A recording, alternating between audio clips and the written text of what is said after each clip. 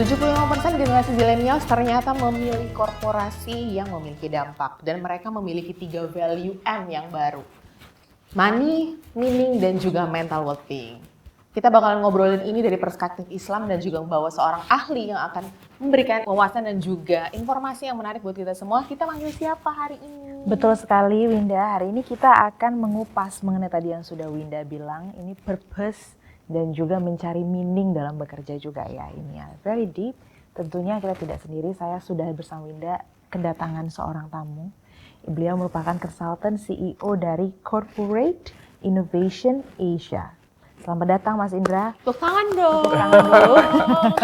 Assalamualaikum semuanya. Waalaikumsalam warahmatullahi wabarakatuh. Terima kasih Mas Indra, akhirnya kita ketemu lagi di sini tahun lalu. Tahun lalu sebenarnya kalau misalnya kita boleh remind, ini Pak Indra sebenarnya sudah datang ke podcast kita. Tahun ini hadir lagi, tapi kita lebih akan membawa ke lebih dalam lagi Winda. Ini banyak sekali pastinya yang bisa kita bahas Ramadan karena bukan menjadi suatu halangan untuk tetap produktif. Setuju ya Winda ya? Setuju. Kita akan mulai tadi dari pertanyaan Winda dulu nih. Oke. Gimana Mas Indra ngelihat fenomena baru? Ada 3M nih dari generasi yang memenuhi kuota terbesar di Indonesia saat ini. What do you think? Sekarang itu ada tren di dalam organisasi di perusahaan itu namanya purpose driven organizations. Oh, wow. Nah, itu nyambung tuh ya dengan meaning, mental health, satu lagi apa tadi? Money tentu, aku nggak bisa hilang. Taruhnya tinggal masalah di depan atau di belakang Iya aja. betul, urutannya aja diganti. Iya, jadi sekarang itu bukan hanya di kalangan milenial aja atau zilenial saja ya, tapi di dalam organisasinya itu sendiri juga mengarahnya itu kepada purpose. Gitu. Jadi kalau kita sebutnya purpose driven organizations, itu organisasi yang dia menempatkan niatan, tujuan yang ingin dicapai itu lebih tinggi dibandingkan sekedar dia cuman pengen sekedar nangkepin opportunity yang ada di sekitarnya. Karena kan banyak orang bikin perusahaan kan memang pengen dapetin M yang pertama kan, itu kan gitu ya. Cuman nanti akhirnya yang M kedua dan ketiga jadi nggak dapet. Nah supaya tiga-tiganya dapet, ya berangkatnya dari purpose dulu. Bukan cuma semata-mata, wah ini kayaknya ada cuan banget nih ambil, wah ada cuan banget nih ambil gitu. Bukan berarti dia anti cuan, M-nya tetap, money-nya tetap ada gitu. Tapi titik awalnya dari situ. Maka mikirnya selalu yang jangka panjang, nggak cuma jangka pendek. Dan dia pasti mendudukkan aspek well-being, bukan hanya dari customers-nya saja, tapi juga karyawannya menjadi prioritas di situ. Kenapa? Karena kan dia game-nya kan jangka panjang. Dia nggak akan main fokus di eksploitasi hari ini aja. Baik eksploitasi si karyawannya ataupun eksploitasi si customer-nya, gimana gue meres duit sebanyak-banyaknya dari sana. Karena dia tahu itu nggak akan sustainable kan. Nah jadi purpose-driven organizations, atau kalau dalam bidangnya saya di innovation, juga kerap kali disebut purpose-driven innovation. Itu juga kadang-kadang gitu. Nah itu tuh justru fit in, nyambung dengan realita teman-teman zilenials dan millennials yang lebih berorientasi kepada meaning tadi, dengan organisasinya kayak gitu, klop deh. Nah, apalagi kalau misalnya teman-teman yang zilenials punya spirit kayak gitu, terus kerjanya di perusahaan kayak gitu, wah itu sustain asik dia banget. Dia akan sustain di dalam perusahaan itu, dia akan loyal di perusahaan itu. Nah, kebalikannya nih Mas Indra, kalau seandainya perusahaan yang innovation tapi less value, itu ditinggalkan atau gimana nih kira-kira ini trennya? Nah itu tuh menarik tuh ya. Ada case tadi di India itu ada Tata Group ya, itu perusahaan konglomerasi besar di India itu. Dia itu perusahaan yang sangat memegang teguh values, nilai-nilai. Nah suatu ketika ini ada direktur muda lah ya di grup perusahaan itu mengajukan ke direktur utamanya yang di holding, yang itu masih keluarga dari pendiri, untuk berbisnis di industri film di India, di Bollywood. Wah kan lagi itu cuan semua dong gitu. Dan dia buat proposalnya tuh, wah kalau kita masuk ke industri film ini kita untungnya sekian. Nah si direktur utama yang juga bagian dari founder tuh bilang, enggak. Loh kenapa? Ini kan cuan semua. Itu berlawanan dengan value yang kita miliki di perusahaan. Dia nggak suka alkohol dan dia bilang bahwa itu isinya alkohol semua di sana. Kedua, dia nggak suka hedonisme. Itu hedon semua di sana, itu party doang dan mengumbar-ngumbar sesuatu yang berlawanan dengan value sistemnya dia. Enggak, dibilang. Nah, tapi terus tetap ngotot nih si anak mudanya ini, karena kan dia juga punya KPI supaya dia bisa cuan dong. Betul. Wajar lah dia direktur muda di satu perusahaan, dia pengennya cuan. Suatu ketika akhirnya dia maksain nih si direktur muda ini. Ya, dengan dali ini itu dia masuklah ke Bollywood. Dia mulai projectnya ketahuan. Dipanggil langsung sama dirutnya, langsung dipecat. Pecat. Perusahaannya dilikuidasi. Bukan hanya direkturnya. Perusahaannya pun. Dilikuidasi. Gitu. Itu tuh contoh perusahaan yang memegang teguh values. Nah, pertanyaannya tadi, kalau konteksnya sama inovasi gimana? Yep. Inovasi itu bukannya semuanya digarap, semua opportunity diambil. Nanti itu inovasinya kan sporadik. Padahal kan inovasi kan butuh modal dong. Yes. Ya nggak? Butuh uang, butuh orang, butuh tenaga, butuh pikiran. Nah kalau semua yang kelihatan lucu, keren itu semuanya diambil, akhirnya organisasi ini jadi kemana-mana dia. Ya kan? Sporadik geraknya, nggak ada arah yang jelas. Gitu. Values itu memberikan arah tadi. Saya selalu bilang begini, katanya orang inovator itu harus thinking out of the box, Yes. ya nggak sih? Berarti sebelum dia berinovasi, dia harus definisikan box-nya dulu dong. Betul. Ya kan? Gimana kita bisa thinking out of the box if you do not know the box itself? Yes. Iya lagi. Value itu menjadi box yang membatasi itu. Lo kalau mau innovate, as long as you innovate within this box, it's okay. It's okay. Gitu. Ya, thinking out of the box sih boleh, tapi tetap operate-nya within the box. The box. Ya kan misalnya perusahaan-perusahaan di perbankan misalnya, itu box-nya very clear tuh. OJK udah menempatkan tuh box-nya ini ya, gitu. Sebagian teman-teman bilang, wah itu kan membatasi banget tuh, kita jadi nggak bisa inovasi. Terus apa bilang, itu box-nya gede kok, kalau lo mau perhatiin, gitu. Dan di dalam box itu banyak yang kita bisa lakukan. Nah saya menemukan banyak perusahaan-perusahaan itu ada istilah tuh di digital mastery ya. Jadi ada perusahaan yang kategorinya tuh fashionista. Dari kata fashion. Fashion yang strip nista gitu. Enggak sih sebenarnya. Enggak. Fashionista. Jadi itu perusahaan yang ya dia menyukai sesuatu as a fashion. Fashion itu kan comes and go kan, itu trend based kan. Nah ini perusahaan-perusahaan yang begitu ada teknologi baru, itu wah dia pengen adopsi aja. Wah ada AI adopsi aja. Oh ada ini IoT ada, wah terus dilakukan. Sampai akhirnya sumber daya perusahaan itu kepake untuk dia beli teknologi yang beraneka ragam yang ternyata nggak nyambung satu sama lain, yang akhirnya nggak kepake secara sustainable, jadinya kan sia-sia gitu. Ya untungnya dia punya banyak duit. Untungnya. Cuman kan ya tetap aja yang punya perusahaan kan bilang, lu jangan habis-habisin duit gue dong. Iya benar-benar lagi ya. Nah balik lagi, jadi value menurut saya adalah box yang sangat bagus untuk inovasi. Jadi value ini sebenarnya membuat orang thinking out of the box supaya nggak keluar dari otaknya. Jangan out of konteks gitu ya. Soalnya gini, kalau lo berpikir dalam box yang sama terus, emang sih idenya itu aja kan. Gitu. Jadi kayak saya selalu bilang ke teman-teman nih, kemarin tuh saya baru ngasih sharing ya ke suatu perusahaan gitu. Dia bilang gimana sih caranya Mas Indra supaya kita tuh bisa lebih kreatif, kita bisa punya inovasi yang breakthrough. Kayaknya inovasi kita itu aja deh. Gitu ya. Apa tips paling sederhana? Saya bilang gini, lu mungkin selama ini mainnya kurang jauh kali ya gitu. Jadi tipsnya adalah coba deh lu mainnya rada jauhan dikit. Gitu. Jangan-jangan lu mainnya cuma sama teman-teman di perusahaan sendiri, di industri sendiri, ya dari berangkat kantornya, nongkrongnya, makan siangnya, ke conference-nya juga conference yang sama itu aja. Coba deh, lu industrinya apa, lu keluar dari industri lu. Gitu. Ya. Kayak saya misalnya, saya di industrinya dulu education kan, terus kemudian ke fashion bantuin Mbak Nina. Kemudian saya ada di industri F&B gitu. Tapi kemudian akhirnya dengan jadi konten kreator, akhirnya saya masuk ke dalam industri yang berbeda lagi. Iya, betul. Ketika Mas Teddy ngajak, Dok, gabung dong ke Close the Door nih, yuk kita support ya. Oh siap gitu. Karena bagi aku itu sebuah pengalaman di mana aku akhirnya bisa masuk ke dalam sebuah dunia baru yang aku nggak familiar di sana. And I learn a lot. Aku belajar banyak. Dan dari jalannya kemana-mana, gaulnya dengan orang yang beraneka ragam itu justru akhirnya ide-ide yang liar kan muncul kan. Gitu. Maka risetnya itu menunjukkan tim inovasi yang bagus itu yang diverse, yang beraneka ragam. Gitu. Jadi kalau misalnya aku diminta perusahaan untuk bikin tim inovasi gitu ya, aku cek siapa aja orangnya. Kalau misalnya aku mendeteksi ada 2 orang yang skill setnya sama, latar belakangnya sama, fungsi kerjanya di perusahaan sama, aku bilang buang salah satu ya. Gue nggak butuh salah satunya, just pick one. Gitu. Justru itu. Jadi perusahaan yang diverse timnya itu menghasilkan keuntungan lebih besar, 15-35% dibandingkan perusahaan yang nggak diverse. Wow. Nyambung kan hubungannya? Wow ya. Nah gitu. Berarti dibutuhkan multi perspektif 360 itu Iya, tadi untuk iya, menghasilkan satu yang oke.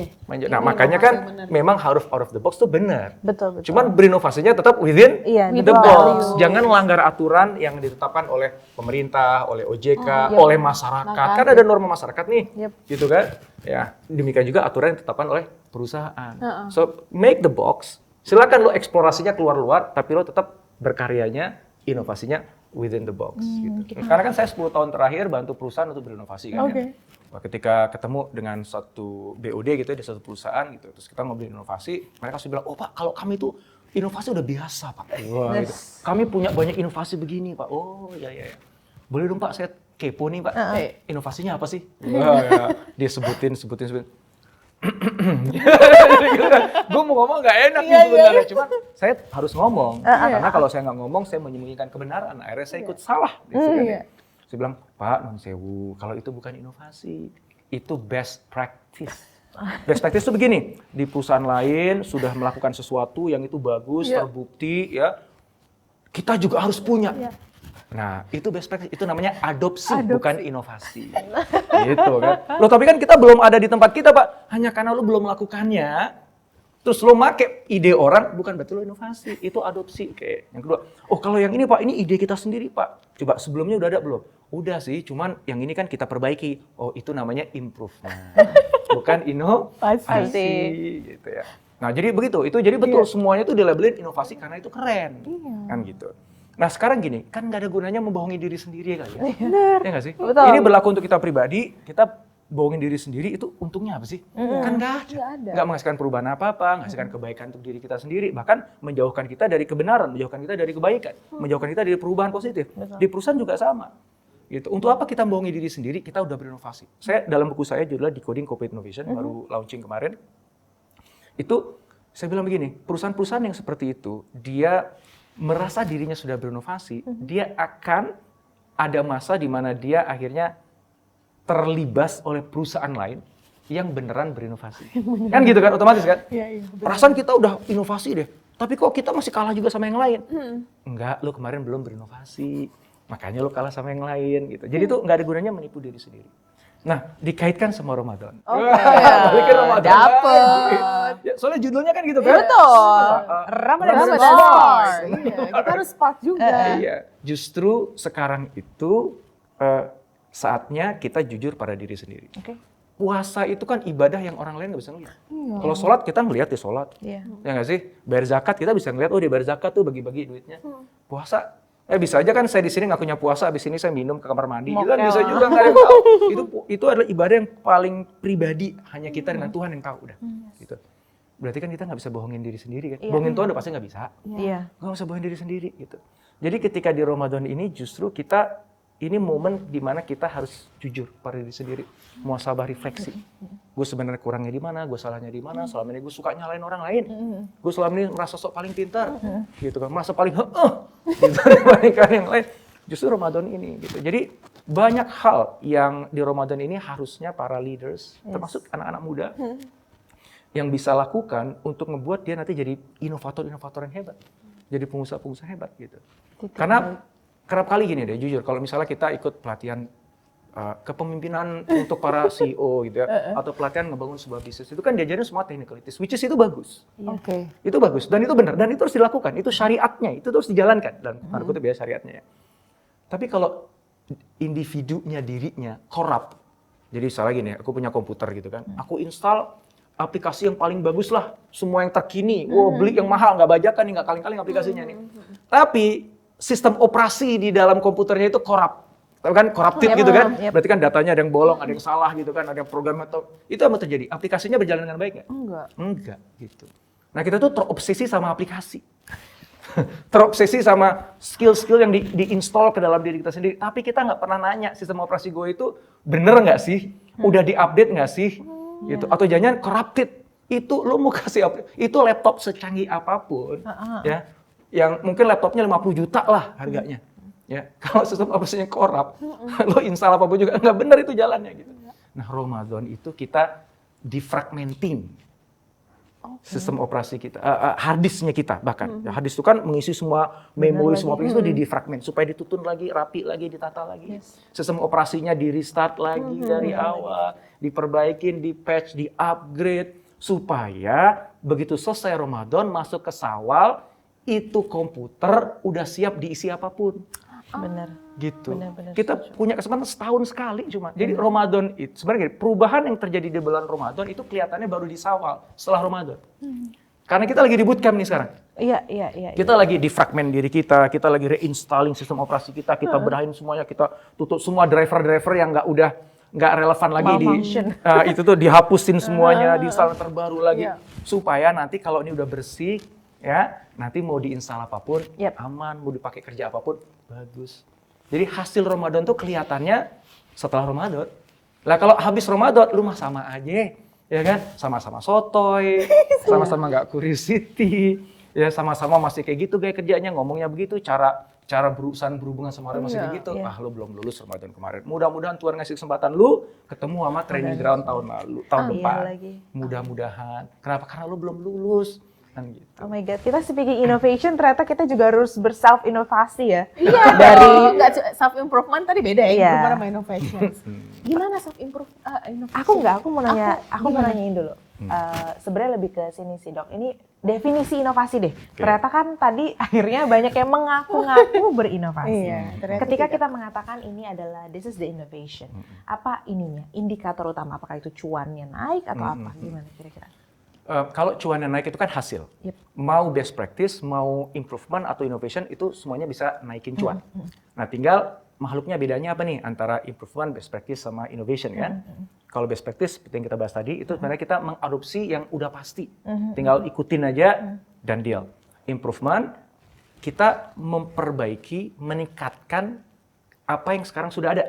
Bisa produknya jadi buat lebih canggih, lebih bagus, lebih tahan lama, atau prosesnya menjadi lebih ringkas, lebih murah gitu. Pokoknya barangnya udah ada, tapi dibuat lebih bagus.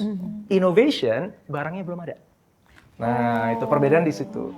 Prosesnya belum ada, kita baru aja menciptakan innovation. Yang nggak ada jadi ada. Improvement yang ada jadi lebih bagus. Nah, however, orang kan bilang there is nothing new under the sun. Katanya gitu kan? Nggak ada yang baru di muka bumi ini gitu kan. Ya, betul. Makanya inovasi itu sebenarnya kompilasi dari barang-barang yang lama, di-compile atau di-combine, disintesakan menjadi sesuatu yang akhirnya completely berbeda. Jadi kalau ibaratnya kita pakai analogi kimia misalnya,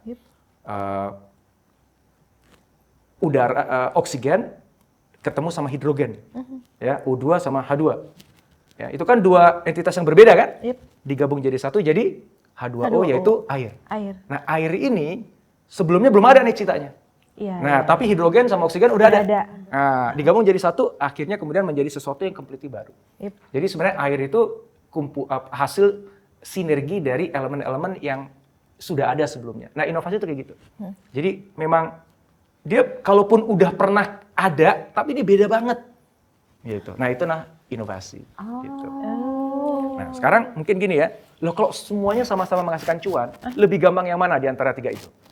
Mengadopsi aja best practice yang ada, atau improve yang udah ada, atau membuat sesuatu yang baru.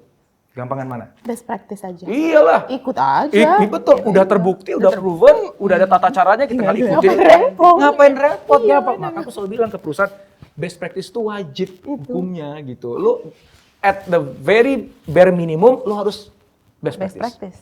Yang kedua, ya naik kelas lagi. Lu kan udah perusahaan lu gede, pasti udah ada proses, pasti udah produk ya, proses sistem. Lu liatin, lu improve. Ya. Nah, tapi gamenya di luar sana, lo kalau mau bersaing punya keunggulan kompetitif, yaitu sesuatu yang kita punya, yang lain nggak punya, sehingga itu membuat kita lebih berpeluang menang dibandingkan yang lain, maka pertanyaannya apa yang lo punya? Karena kalau best practice, tetangga lo juga best practice, dia nyontek tempat yang sama lagi. Iya nggak sih?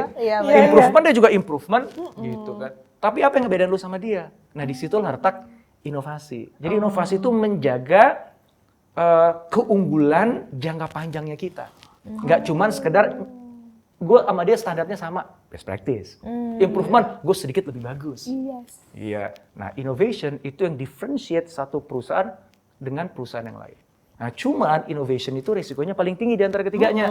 Ya kan? Kalau best practice sudah pasti berhasil, dengan nyontek yang udah berhasil. Kalau improvement ya Risikonya kalaupun ada bisa di manage lah, orang barangnya udah ada, lu tinggal oprek dikit. Ini kan buat yang baru, belum tentu dibeli, belum tentu bisa dipakai, gitu kan. Very risky. Tapi when done right dan akhirnya successful, innovation itu yang nanti akan menjaga bisnisnya dia dalam jangka panjang, membuat dia menang dalam persaingan. So sebagai pebisnis kita harus taruh duit kita, perhatian kita, energi kita ke dalam 3 permainan tadi. Bukan berarti harus innovation only, ini enggak, jangan. Harus ada taruh di sini, ada di sini, ada juga di sini. Nah, tinggal proporsinya ngikut dari appetite-nya si pengusahanya gitu.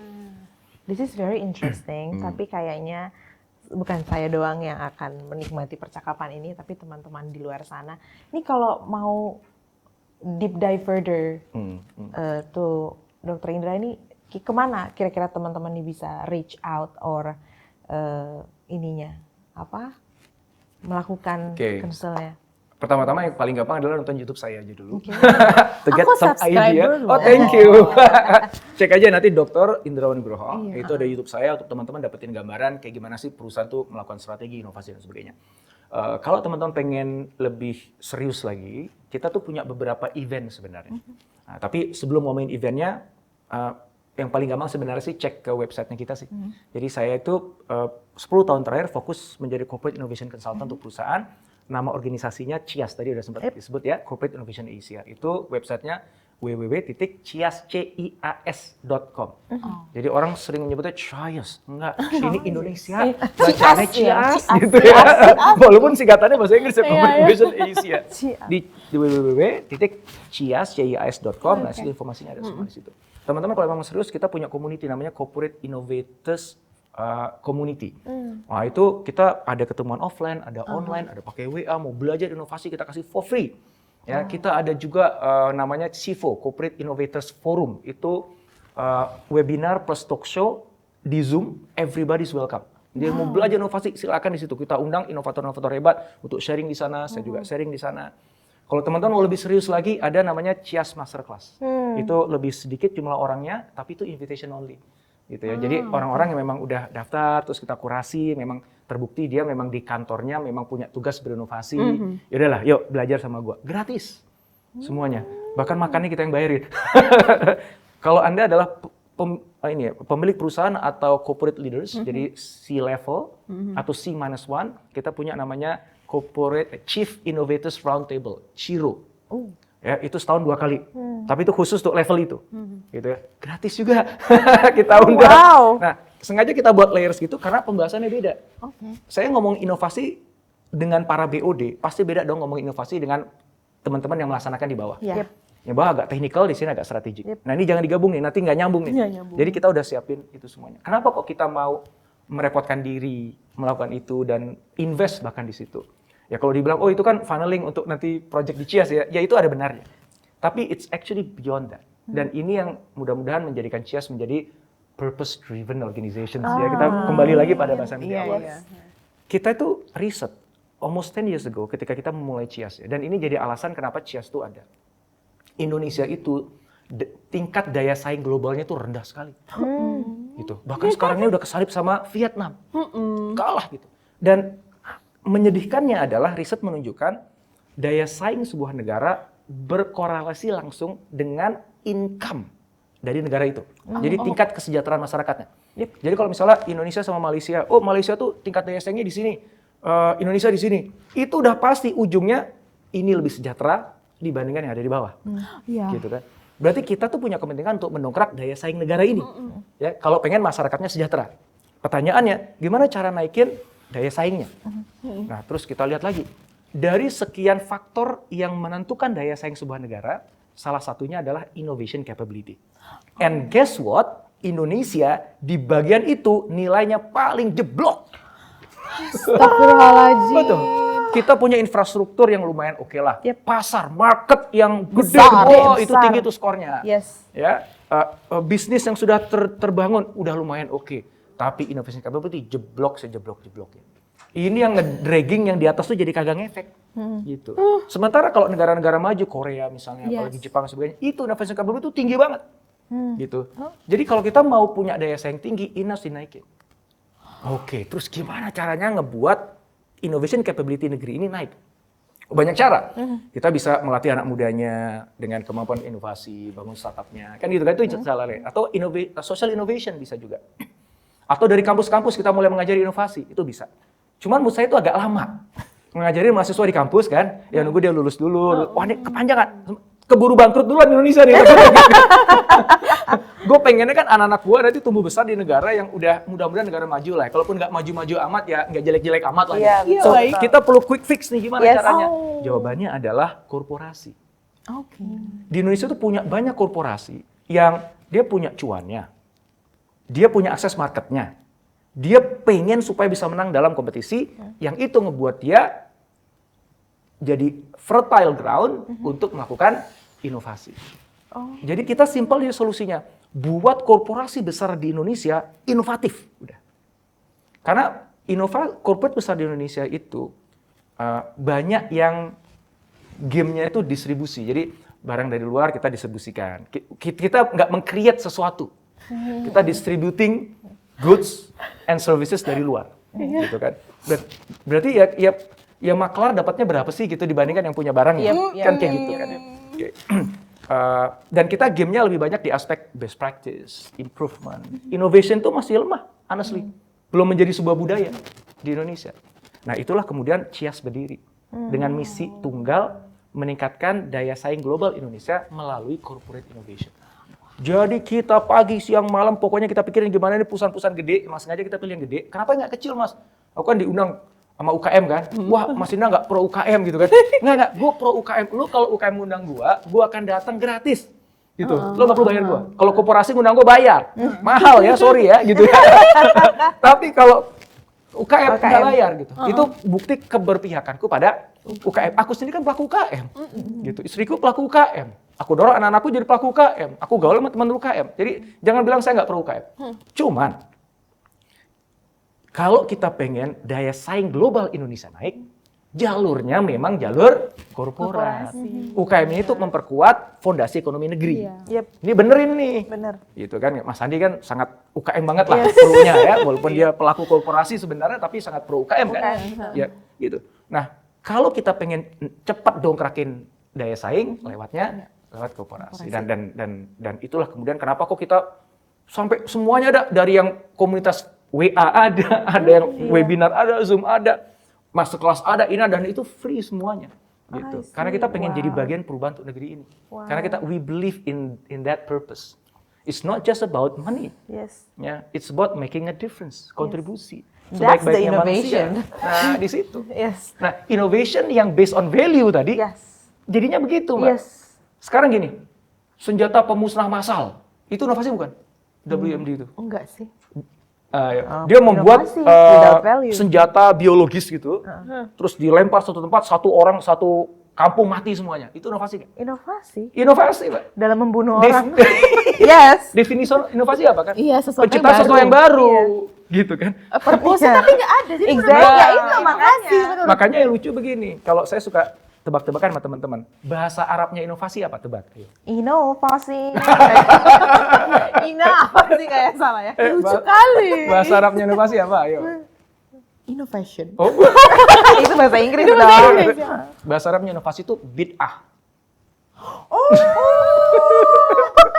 Kenapa bid'ah? Karena emang inovasi itu sesuatu yang ya quote and quote menyimpang, keluar dari jalur, berbeda.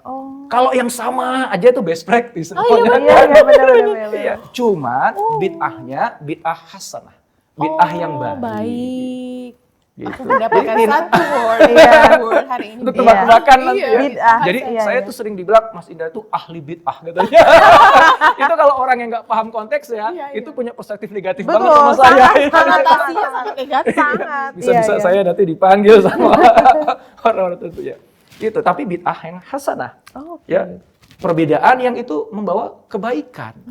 Gitu. Nah, jadi kalau inovasi nggak dikerangking dalam konteks value, dia akan liar kemana-mana. Benar. Gitu. Dia akan menciptakan sesuatu yang baru, menguntungkan untuk dirinya, tapi memberikan bagi yang lain. Berarti inovasinya nggak ekologis, nggak menjadi rahmat bahasanya kita. Gitu. Nah, itu kenapa inovasi itu penting banget, edukasi inovasi. kita agak khawatir nanti, semua orang inovasi, tapi kemudian nggak ada batasnya kan? Iya, betul. Gitu. Biar Maka kalau aja. di Cheers, karena balik lagi kita purpose-driven organizations, kita yang dulu kan inovasi itu ada di sini ya, dan inovasi itu harus dipakai untuk ini.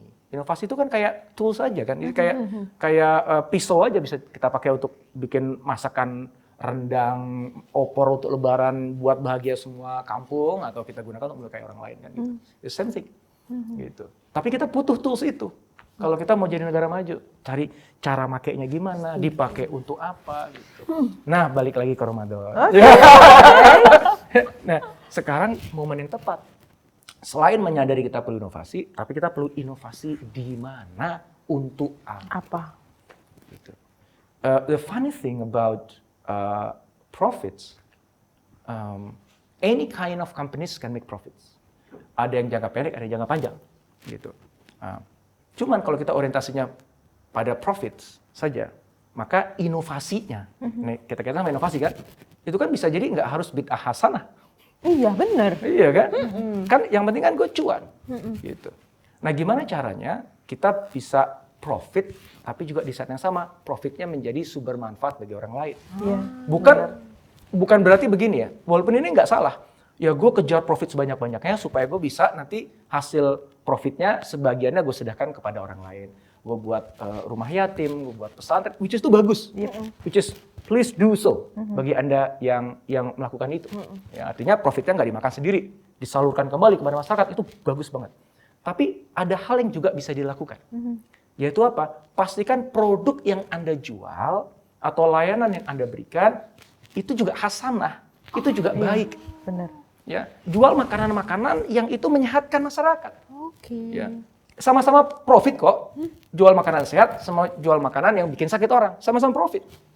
Tapi kan profitku dari jual makanan yang tidak sehat ini aku bagi-bagi nanti ke pesantren gitu kan. Mencuci tadi. Saya nggak ngomong itu loh ya. Saya nggak ngomong itu loh ya. Kamu mau nyimpul.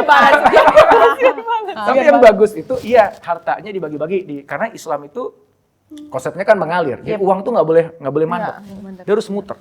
Itu bahkan kalau misalnya ada tanah kosong udah bertahun-tahun itu nggak kepake itu, oke, lu pakai supaya jadi muter atau nggak diambil loh sama negara. Bahkan bisa begitu. Iya. Diambil tuh bukan untuk diambil haknya ya, tapi untuk dikelola. Karena nggak boleh, nggak boleh. Aset itu diem tuh nggak boleh kalau dalam Islam. Itu harus muter terus. Maka numpuk kekayaan juga jadi nggak boleh. Kalau mau investasikan balik, kan investasi kan nggak hilang. Gue investasi di tempat-tempat yang itu nanti akan menjadi sumber kebaikan bagi banyak orang. Oke, gue invest deh di perusahaan ini. Kenapa? Akhirnya perusahaan berkembang bisa tenaga kerja, nambah supplier-suppliernya jadi dapat off-taker ya, dapat demand-nya jadi naik dan sebagainya. Itu kan memberikan manfaat dalam Islam. Nah, maka balik lagi ke Ramadan ini, saatnya kita bermuhasabah merenung. Ya, kita ngosongin diri kita supaya kita bisa melayani orang lain. Ya kan, kata ibadah itu kan dari kata ubudiyah itu artinya kan pelayanan. Konteksnya ibadah itu adalah melayani orang lain. Jadi seorang CEO yang benar-benar dia punya kesadaran akan dirinya dan di saat yang sama dia punya daya empati yang sangat tinggi kepada customer-nya. Satu dulu karena customer-nya yang menjadi sumber pemasukan perusahaan, ya, dan kepada karyawannya dan kepada stakeholders yang lain dalam perusahaan. Nah, daya empati itu nanti akan changes a lot di dalam organisasinya. Yang kedua, di Ramadan ini kita belajar delay gratifications. Ya, menahan diri dari pengen cepat sesuatu lah, whatever itu. Balik lagi, kita itu ada dalam satu masa di mana mudah banget bagi kita tuh banding-bandingkan diri kita dengan orang lain.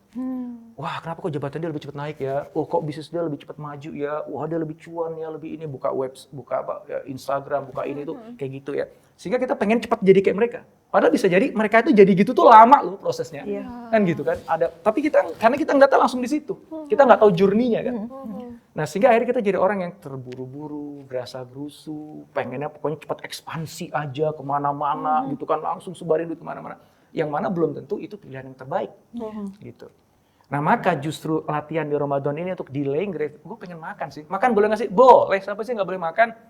Cuman makannya nanti habis beduk maghrib. Kan gitu kan. Kita tuh nggak dilarang makan gitu. Kan Islam tidak sekejam itu. Kita tidak kejam, malah baik hati. Cuman karena kita belajar untuk delaying gratifications gitu ya. Wah, sebenarnya gue pengen ngomel nih tapi tahan gitu ya. Nah, restrain kayak gitu itu penting di dunia bisnis sekarang. Karena bisnis sekarang tuh kayaknya udah lepas aja tuh. Semuanya pengen diambil, semuanya dikerjakan. Akhirnya apa? Sumber daya kemana-mana. Akhirnya ekses negatif kemana-mana. Itu udah dapet tuh ya. Jadi ada empathy dan ada delaying gratification. Yang ketiga, ini kesempatan untuk self mastery. Ini bagi teman-teman, apalagi udah di posisi puncak, itu fokusnya pada gimana gue nguasain market mastery. Bener, bagus banget. Bagus banget. Gitu. Cuman ingat kalau kita aja nggak menguasai diri kita sendiri, jangan kita didikte oleh keadaan, oleh lingkungan, ya, oleh yang lain. Dan akhirnya dalam jangka panjang kita jadinya rapuh kan gitu. So belajar menguasai diri sendiri supaya pijakan kita lebih kuat, kita bisa membuat keputusan yang lebih bijak, lebih baik, dan akhirnya organisasi kita benar-benar membawa bukan hanya profitability, tapi membawa kebermanfaatan bagi karyawan, bagi si leader, bagi yang punya perusahaan, dan juga bagi lingkungan sekitar. Karena that's the only reason kita dirikan perusahaan. Harusnya sih begitu. Ya, amin. Amin. Banyak banget hal yang kita terima ya hari ini ya Winda ya. Semakin sadar bahwa kita nggak tahu apa-apa. Semakin sadar kita. Itu berarti udah bagus. Gelasnya makin kosong kita ya. butuh bos yang kayak gini. Iya. Yuk, hire aku. Kamu dong kan bos. Jadi itu dia hari ini kita terima kasih. Sama-sama. Sudah hadir di sini dan berbagi. That's so very meaningful. We start from innovation. Turns out it's talk about ourselves as well ya. Tentunya dengan Ramadan Spark kita akan datang dengan another good news dan juga another opportunity upcoming nanti ya ke depan. Stay tune di episode selanjutnya. Saya Sisi dan juga Winda undur diri. Assalamualaikum warahmatullahi wabarakatuh. Waalaikumsalam warahmatullahi wabarakatuh.